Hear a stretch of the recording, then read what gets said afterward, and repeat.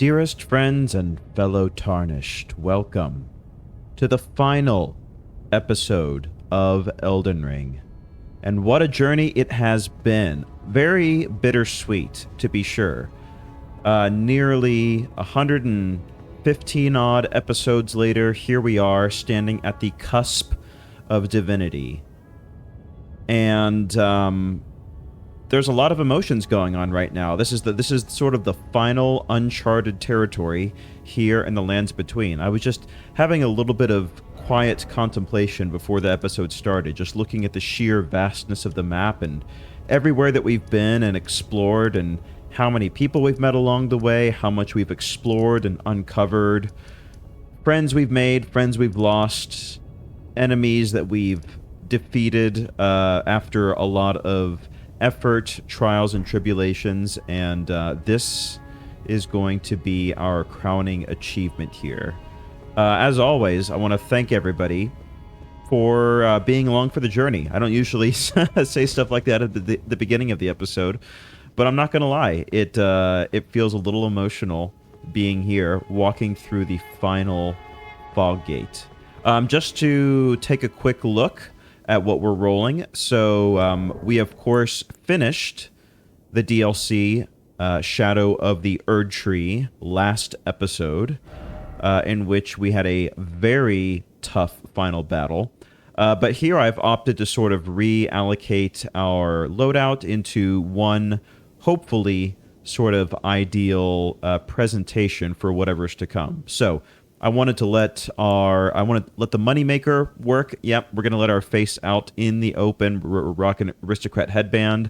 Lita's armor, I think, is pretty regal, and it's got some nice fashion for what we are hoping to achieve in terms of royalty or godhood, or both.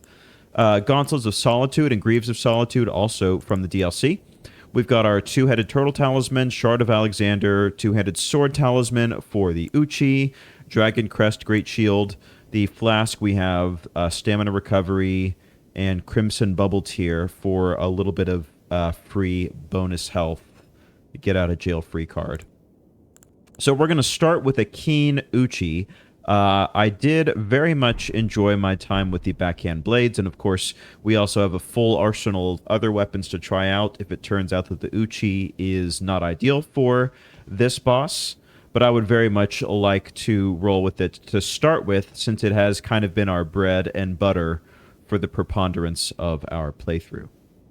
Okay, so without further ado, let's go into the light.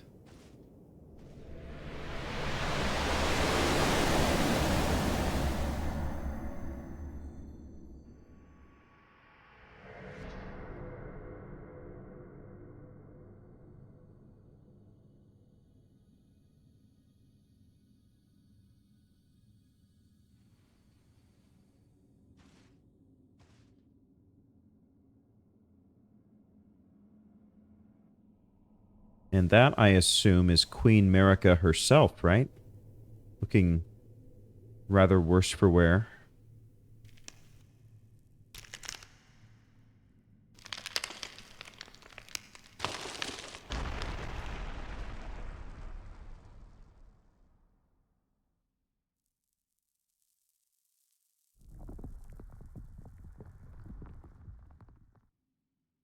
Or maybe it's not Marika. Or is Marika, but she's presenting a different aspect of herself, or is being mind-controlled by the greater will / fingers / Erd Tree.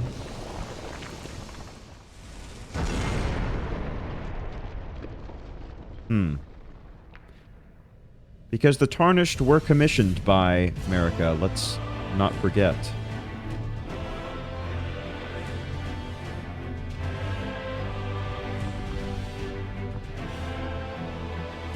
Well, whoever this is, they are going down. Oh, with the full Erd Tree rune inside them. This is going to be a fight for the ages, I can tell already. Radagon of the Golden Order. Right, let's see what you're made of. Let's see what I'm made of. Flesh and bone still.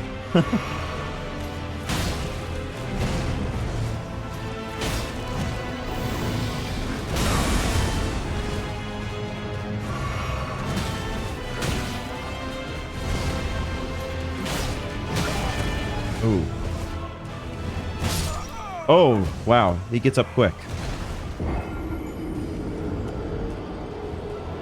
We are chipping away nicely at the health bar already, even though that was a pretty short-lived attempt. I am pleased with the damage output that I'm seeing already. So, the nice thing, you know, obviously you always hope for a one-shot attempt. Probably a little bit ambitious for the final boss. But what this does allow us is we can go ahead and cast our support spells. We can go ahead and flask up. And I assume the cutscene can just sort of be dispensed with from here on out.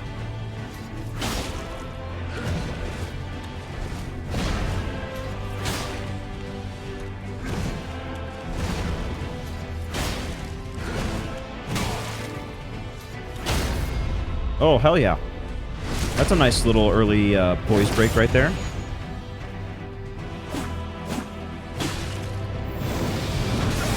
Ooh. Alright, let's heal up.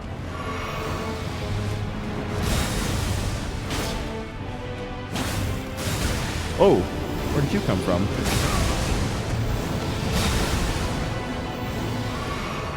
Uh-oh. This is not good. Oh, somehow I survived.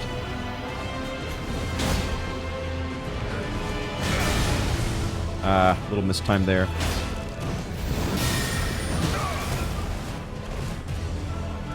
We still have our Crimson Whirl. There we go. Alright, obviously, there's going to be a phase 2.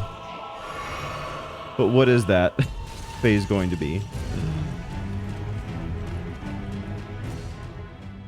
What are you going to change into? What kind of monstrosity? Are you going to grow another head? You're going to go Godric the Grafted and summon a dragon arm? There's a catch. There's always a catch.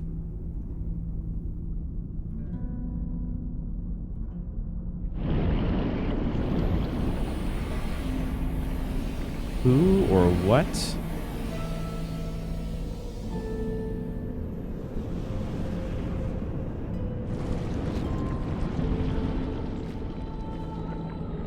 It kind of looks like an amoeba, like some sort of primordial slime monster.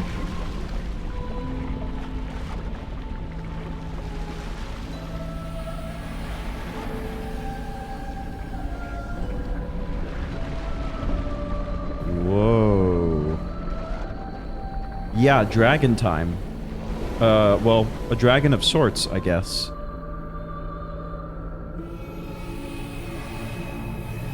Is this like the manifestation of the Erd tree itself somehow? Because I'm seeing like the branches. It's like it's an upside down Erd tree almost if you look at the skeleton as like a trunk and branches, right?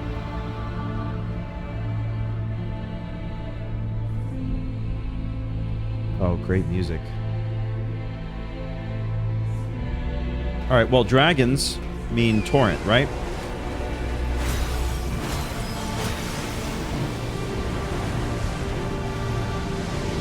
Uh-oh, that's not good. Oh, let's lock on if we can. Oh, where'd they go? Oh, all the way across there. Okay, let's also FP up. Not that it really matters. Whoa. Oh, I'm so sorry, Torrent. Oh, no. Alright, well. I guess the question is, do I need to outrun those, or do I need to jump over those? Oh, man. So, here's the situation. We have to fight Radagon and the Elden Beast back-to-back, it would seem. Which, I guess that kind of makes sense. Like, for a boss of this caliber and import, you would kind of naturally expect there to be two phases anyway. It just so happens that there's a humanoid phase and then there's a dragon phase, for lack of a better term.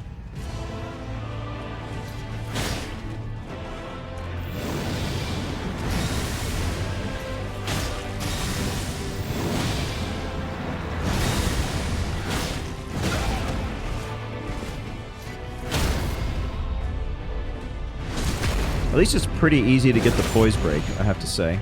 That's a plus.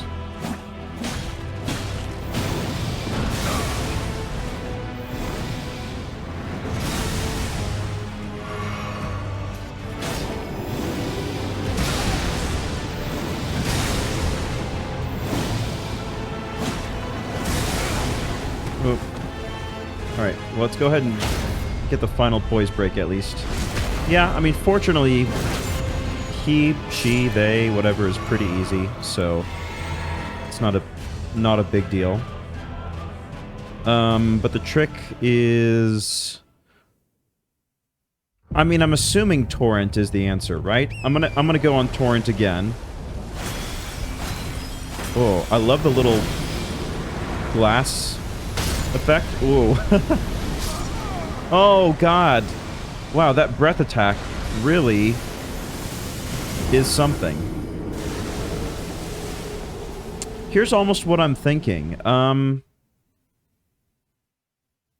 We use Torrent to get in close, then we dismount, just because I'm having a little bit of an issue with situational awareness, I guess, of where the boss is relative to me, which sometimes can happen with some enemies when you're on horseback.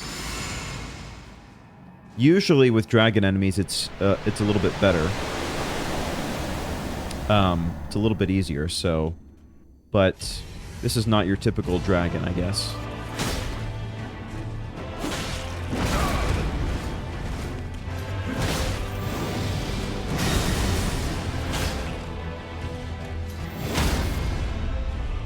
Right, stamina recovery time. Maybe a sneaky heal, actually, while we're at it.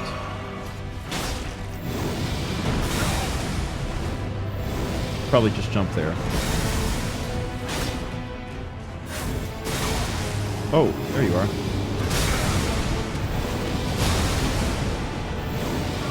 Uh-oh.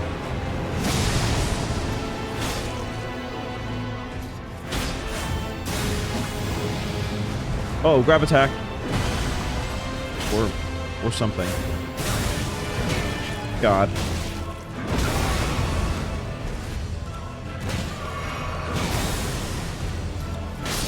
There we are. Maybe use this to recast Golden Vow while we have the time. So yeah, this is the plan that I've come up with. Torrent to get close. We dismount.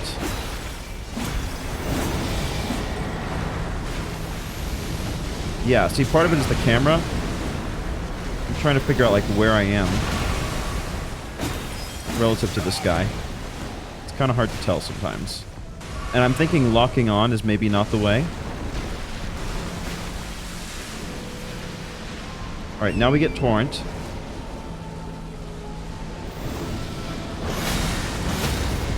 God. No! God damn it.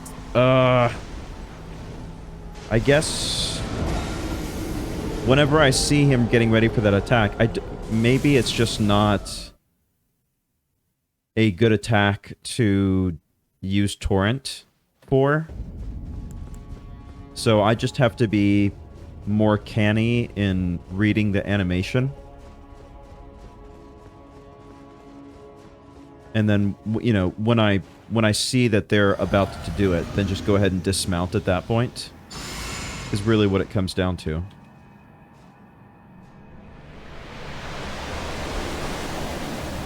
Kind of annoying that we have to do Radagon again, you know, so many times, but he's been mercifully simple so far. But obviously, let's not get complacent.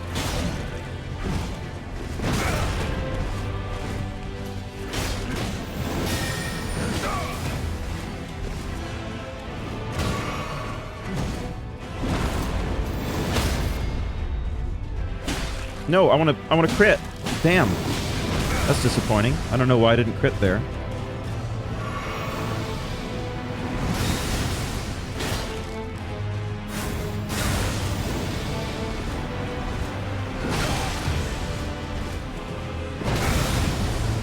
Okay. Well, there goes me, my big mouth. saying that he's easy. he heard the smack I was talking. Alright, can I heal, please?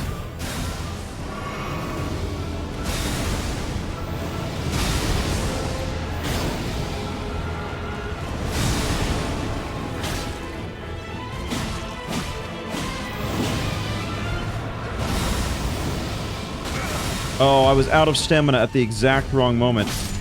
There we are. A little sloppier on that one, but we're still in good shape. Golden Vow again. Okay.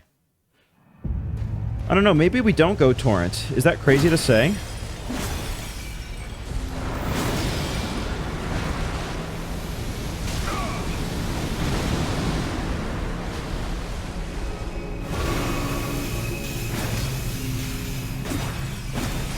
The depth perception is... Whoa! What just happened there? I just got one-shot by something. It's kind of hard to see with the camera. Alright, well, that's the farthest we've gotten so far. Alright.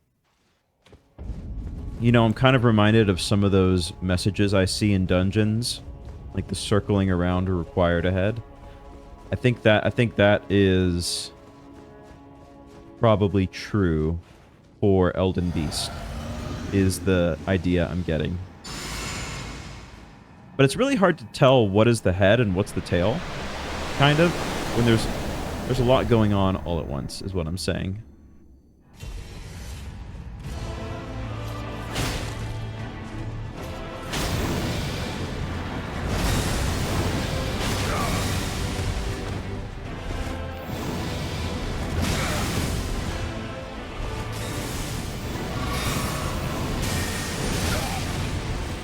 Can I get one stagger in? Uh-oh. Alright, there's our Crimson Squirrel coming in clutch.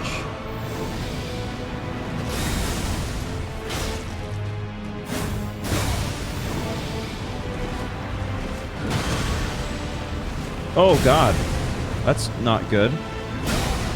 That's a first. Well, fortunately, we're very robust in terms of health. Alright, can I heal? Is that possible? Somehow I've deselected from him. Wow. Alright, this may not be the attempt, guys. Yeah, I was not even able to stagger him once, and color me confused on that one. I guess we just didn't get enough consecutive unsheaths in a quick enough an amount of time, and his poise must recover quite rapidly.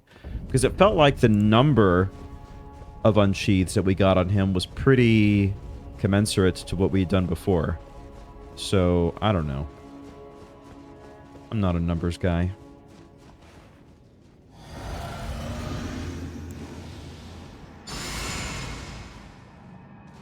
Eventually, if this goes on long enough, I may start trimming out some Radagon, you know, instances, because, I mean, you get the idea. It is what it is. I just got unlucky that time, but generally speaking, I don't think I'm going to have an issue with him.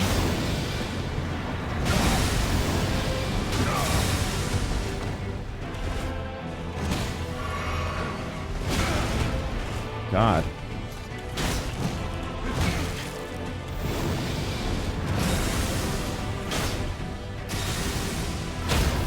There we go. That's one.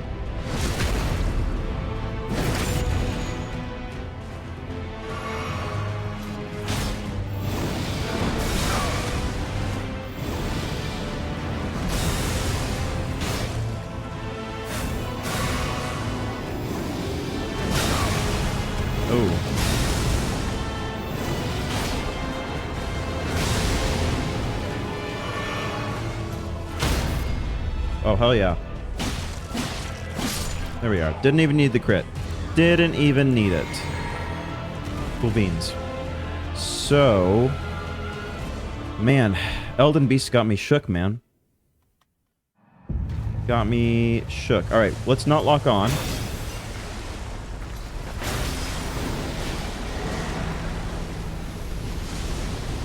Run around behind here. Can you hit me behind here? Is the question. Ooh, where are you even? Alright, I'm just gonna roll parallel. Go to this guy. Well, this is a new one. What nonsense is this? You gonna swoop at me? Or what? Oh, there you are. You know, I think I'm gonna kind of spiral in. Oh, no! God damn it.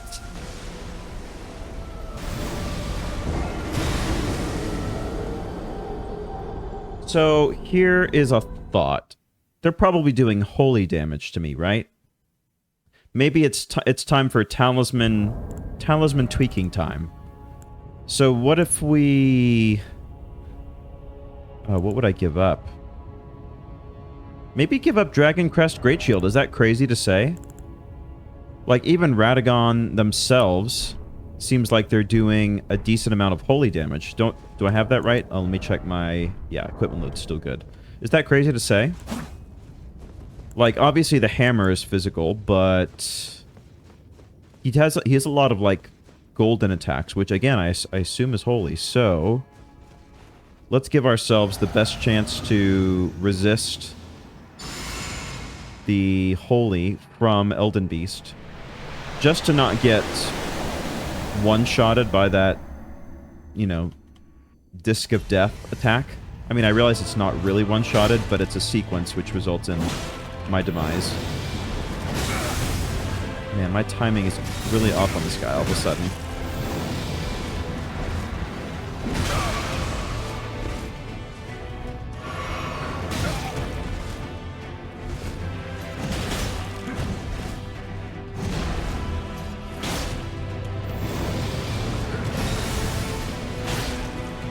Come on.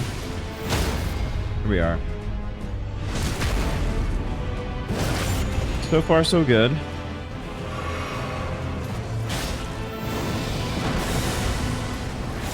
Uh-oh.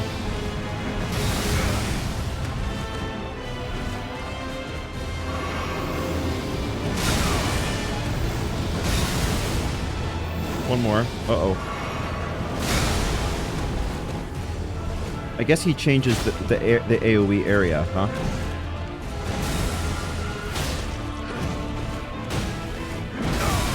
Ooh.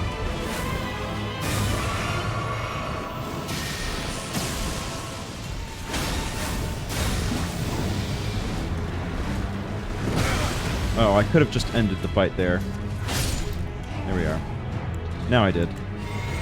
A little bit more flask usage than I would have liked. I guess that's the trade-off for the dropping the Dragon Crest Great Shield. Alright, we're not locking on.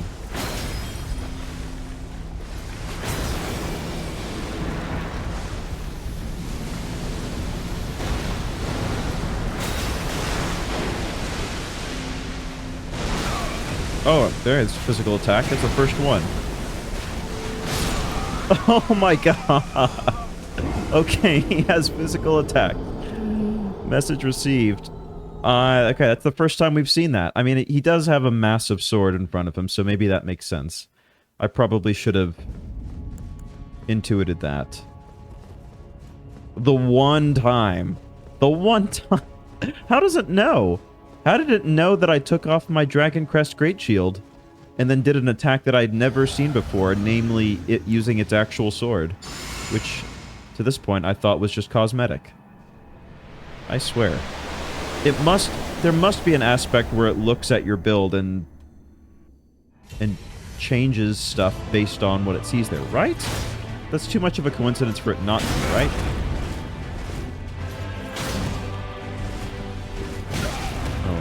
Way off.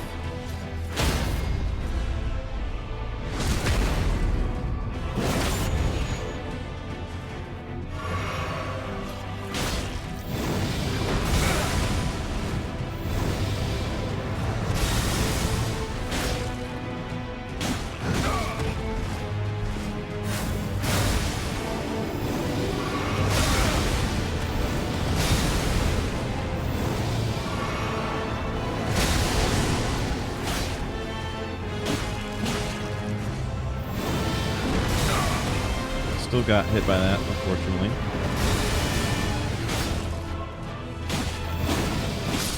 Here we are. Lovely, lovely, lovely. Let's max it out. There we are. And... goodness. I don't know. It's tough to learn what to do differently for Elden Beast because it's like the first time you get hit, you're dead. So what am I learning exactly? Where'd he go? Oh god. Torrent, help.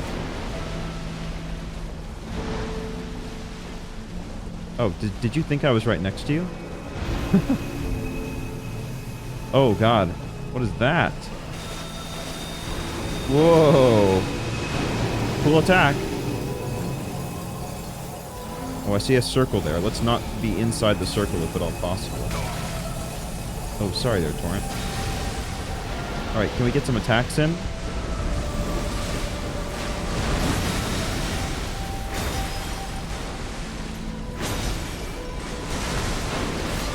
Uh-oh.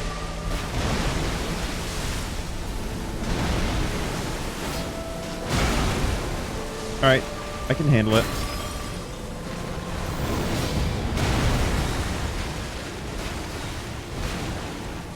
Let's stay healthy, if we can. Oh, what happened? Did I stagger it? Or what exactly happened there? It's like a giant whale.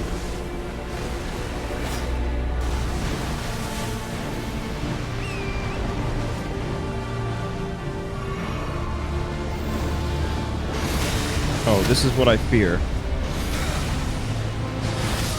God damn it. So when I get up off of my stagger animation, that gets me up perfectly to be staggered again, which then knocks me down, which then gets me up to be staggered yet again. That's disconcerting. I don't love that. And unfortunately, I don't feel like the talisman made all that much of a difference, which is a shame to say. I think there's just too much sheer damage that I'm getting. Yeah.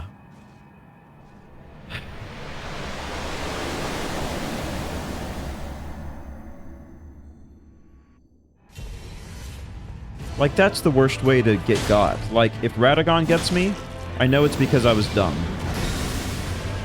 But if Elden Beast gets me because he knocks me off the torrent, it just feels cheap, you know?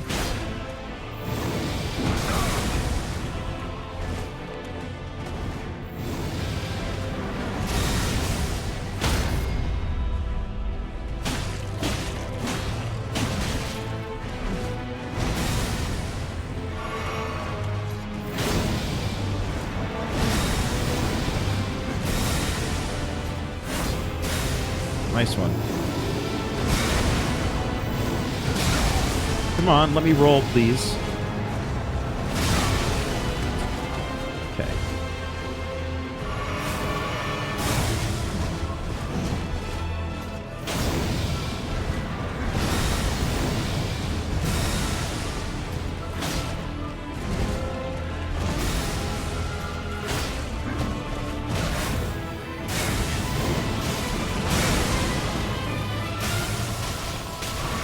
God, why couldn't I attack there? God damn it! Oh, because I was getting staggered from that, golden sorcery or whatever. Well, that's annoying. But I guess that's... if I wanted to be able to attack through that, I should have been a strength guy, huh? Although, is that true? If you are a strength build, can you still attack despite, like, despite taking damage? Because, like, I have... oh, whoops. Rip, didn't cast Golden Vow. I was too annoyed at what was going on with Radagon. Alright, Golden Vow. Not to you. I'm not making a vow to you, let's be clear.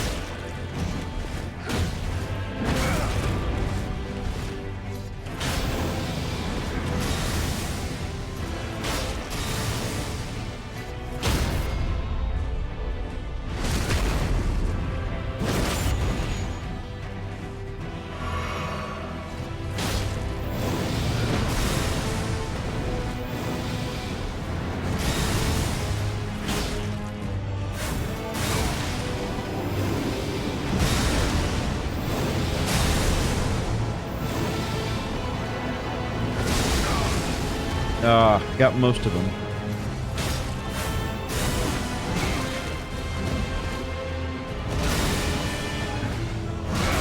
How did you hit me?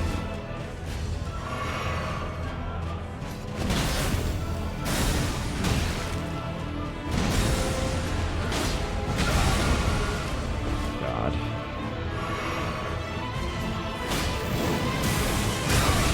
You are so annoying. God, not again.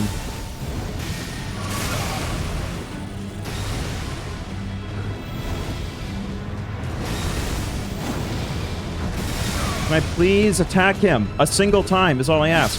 There we go. God damn it. Okay. Let's do this.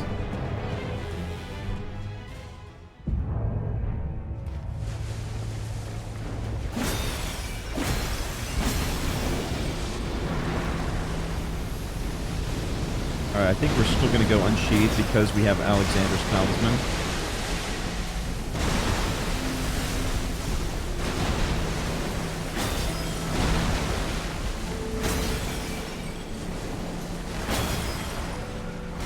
Can he even be, like, poise broken? Is that possible?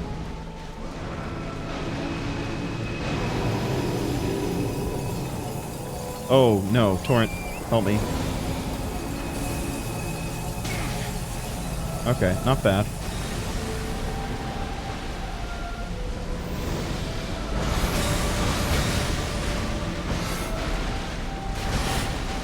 Okay, that was better that time. Let's stay healthy. Uh-oh, this is new. Whoa, what is happening there?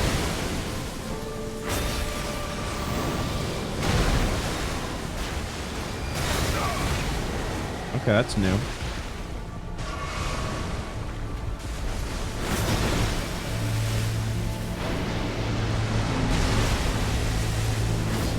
Oh, we're at whiff. Uh-oh. Did they just put a status effect on? Ooh, where can I hit the head? Didn't I just stagger it? Oh, right here, I think.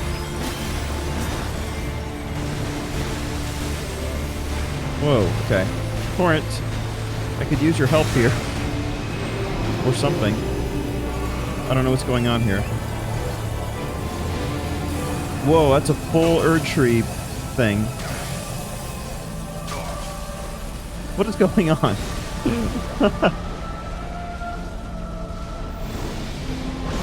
Oh god, my nemesis. Okay. We're learning. We're laughing, loving, learning.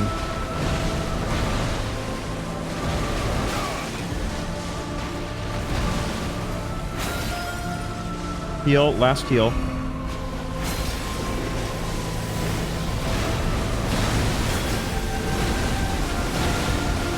What is happening? Oh, we got him! Hell yeah! Unless there's another phase. Let's not celebrate too soon.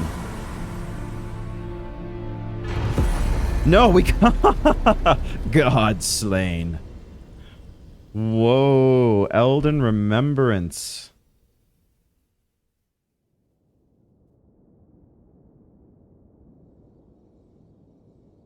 Whoa.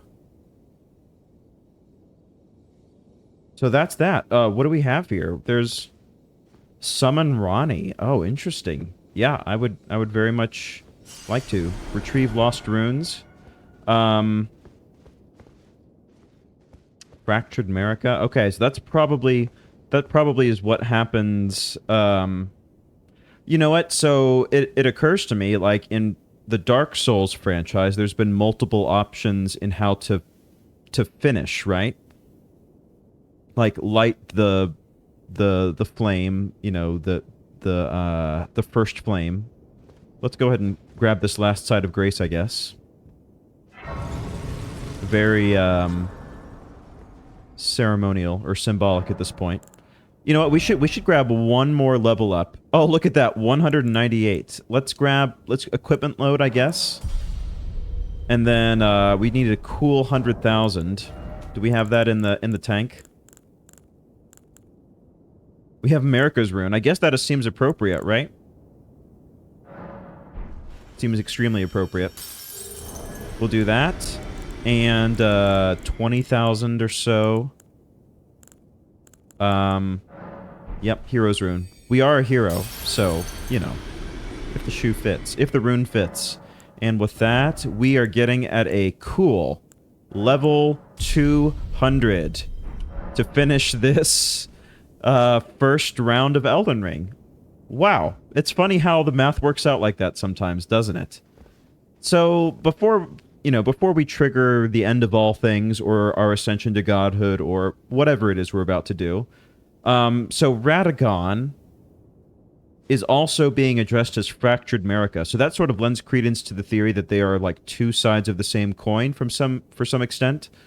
To some extent, like there are different aspects of Marika's personality. Like obviously Marika herself was the one who summoned the Tarnished to the Lands Between, but Radagon, if I recall, many episodes back, to the first episode, in fact, the intro cutscene, it said that Radagon tried to repair the Great Rune, right? So there's a little bit of internal conflict of attention, of conflicting wills, not only inside Marika / Radagon themselves, but also the greater will by way of the Erd Tree. And I assume, because of all the Erd Tree iconography that we were seeing in that final fight, that the Elden Beast itself is the progenitor of the Erd Trees, right? So the hierarchy would go greater will at the top, and then they send down the Elden Beast, who creates the Erd Tree.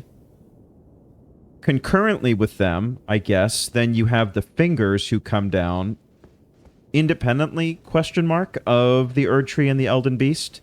And through the Erd Tree and the Fingers, you try to ascertain the guidance of the greater will. Do I have that about right?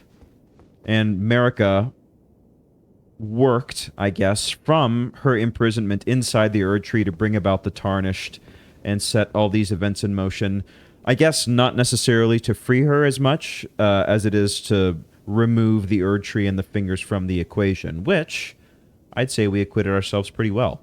A very cool fight. I love the idea of first phase humanoid, second phase dragon, quote unquote, draconic type enemy, I guess. Once we figured out the sort of switch between mounted and on foot combat, I felt like that attempt flowed beautifully. And I'm so happy that we got to finish the fight with Unsheath, since the Uchi has been my favorite weapon. No surprise to anyone, but my favorite weapon for this game. All right, so let's check the ground very carefully. So we have this thing to summon Ranni. We've got bloodstains. We've got messages. I'm looking around to see if there's any other sort of option that we can find. I'm not seeing any. It's been a while since we've chatted with Ranni, so I say let's go ahead and see what she has to say about all this. She has wisdom to offer.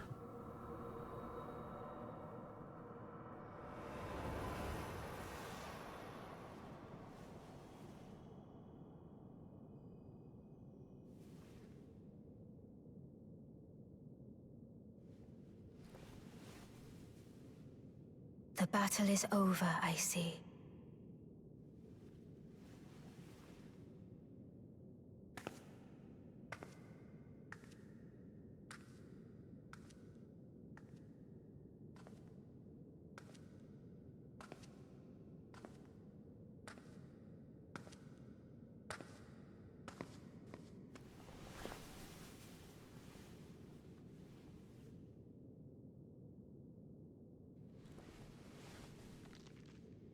I assume that means she's still in a doll's body, right? Oh yeah, because she sacrificed her original body to be free of the Fingers' influence, right? So now she lives in that doll's body permanently, I guess? I do solemnly swear to every living being and every living soul. Now cometh the age of the stars. A 1000-year voyage under the wisdom of the moon. Here beginneth the chill night that encompasses all, reaching the great beyond. Into fear, doubt, and loneliness, as the path stretcheth into darkness.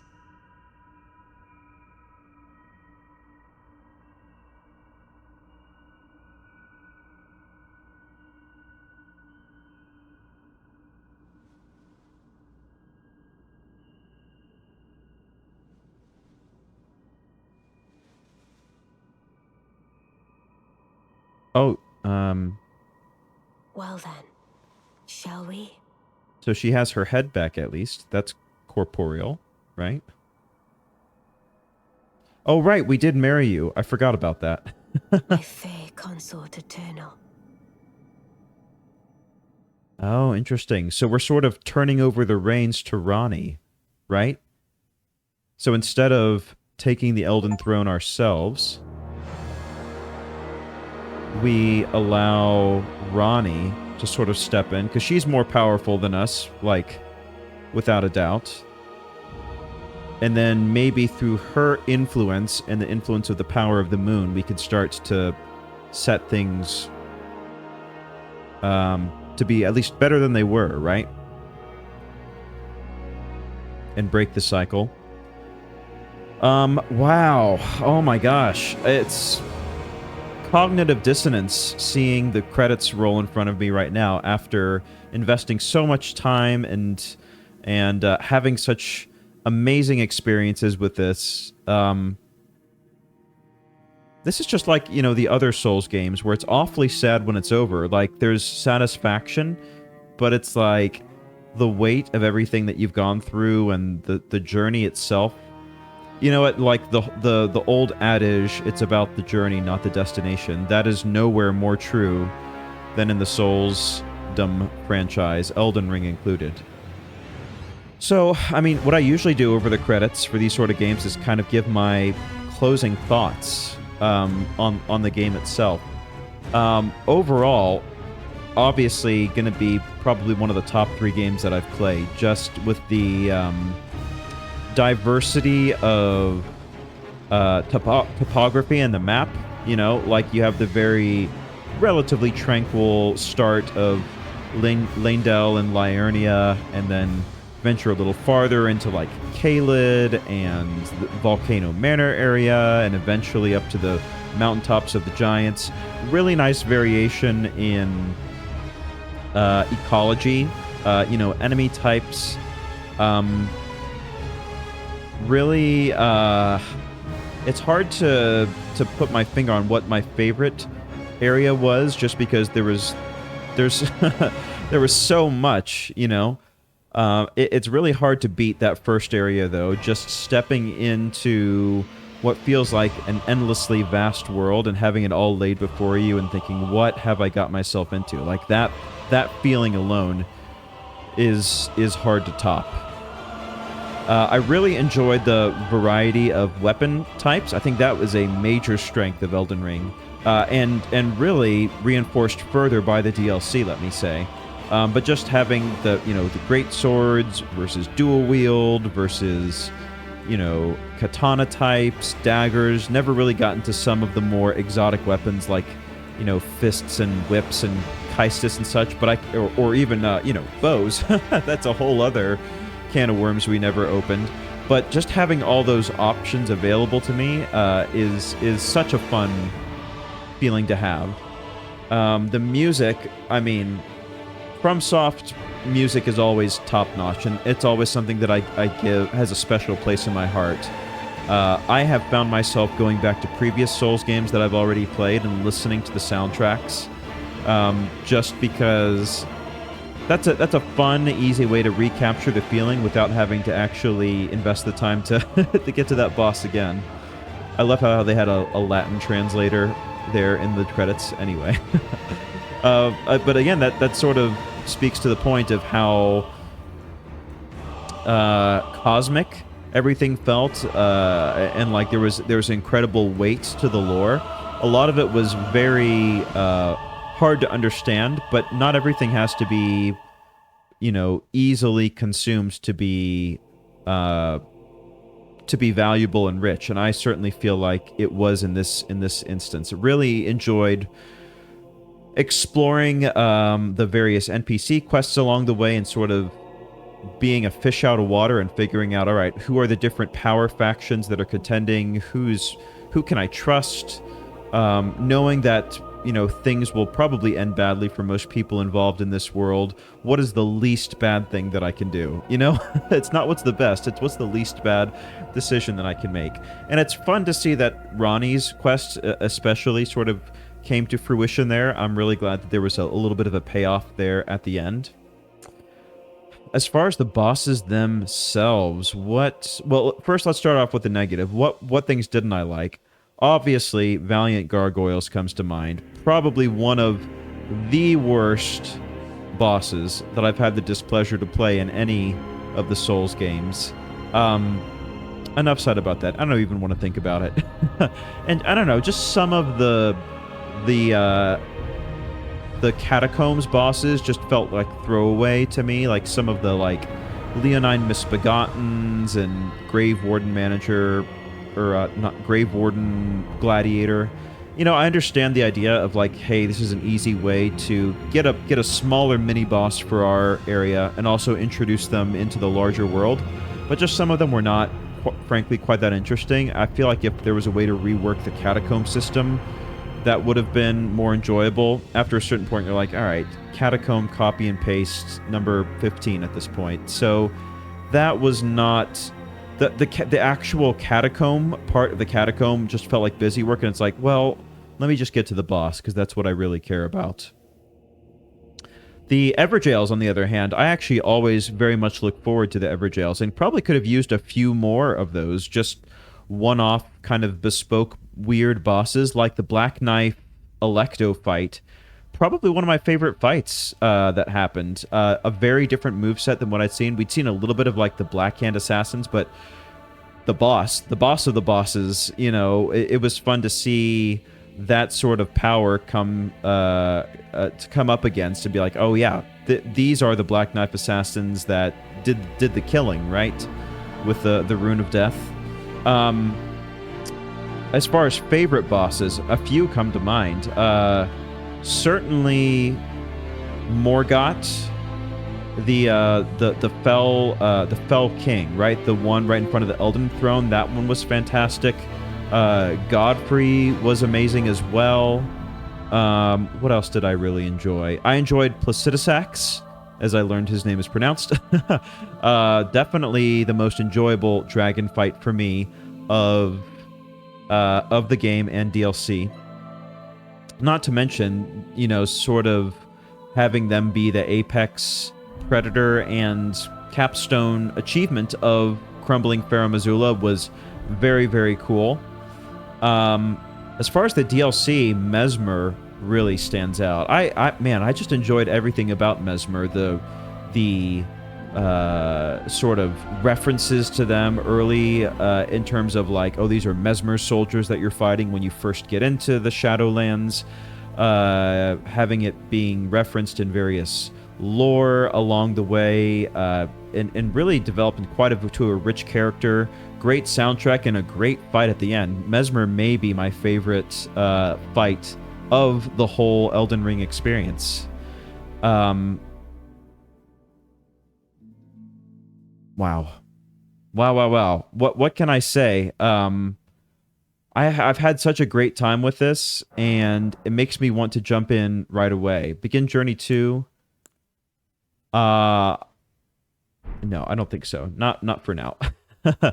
Let's enjoy our final moments here in the Round Table Hold, where everything began.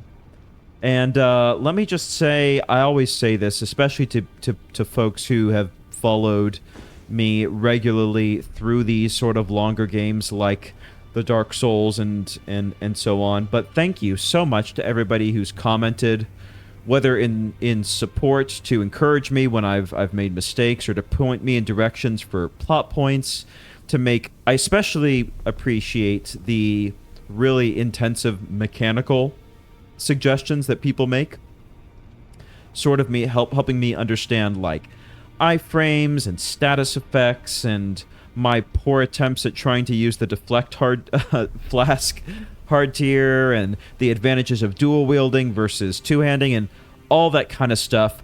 People are so passionate about it and have been so kind and wonderful in spelling that out for me. I do really read every comment and try to just ingest and internalize as much as possible. And even the quote-unquote negative comments of like, hey man, like, it would really be better if you try this. I also really appreciate those as well, because it's great to get feedback and good to know what's working, what's not working. And just to everybody who's followed the Elden Ring journey along the way, I've had such a good time, and it would not nearly have been a tenth of the enjoyment unless I had somebody to share it with. And so that's one of the reasons why I like to play this. Is I love to hear what everybody's thoughts are, and hearing so many knowledgeable people is just so great. I would love to hear your thoughts about your Elden Ring journey, what your favorite areas, bosses, least favorite, great builds, stuff that I should try on a New Game Plus run in the future. All of that stuff I would love to hear about and read and to share with you. And, of course, I would love to hear ideas for what people are interested for other games. Obviously, I'm... unfortunately, at the moment, I'm only a PC gamer, so unless a miracle happens, Bloodborne is a little bit out of the question. But any other games or recommendations that people have that they would like to see, I am certainly all ears. I think the sort of despondency after finishing these games will set in, and I'll want something new to jump into as soon as possible to sort of get a new experience going, and I would love to hear what that will be. So, one final time from the lands between, thank you so much for watching, and I'll see you somewhere out there. But when you do see me out there, you have to call me Elden Lord, because I am an Elden Lord now. So, thank you, and we'll see you next time. Bye for now.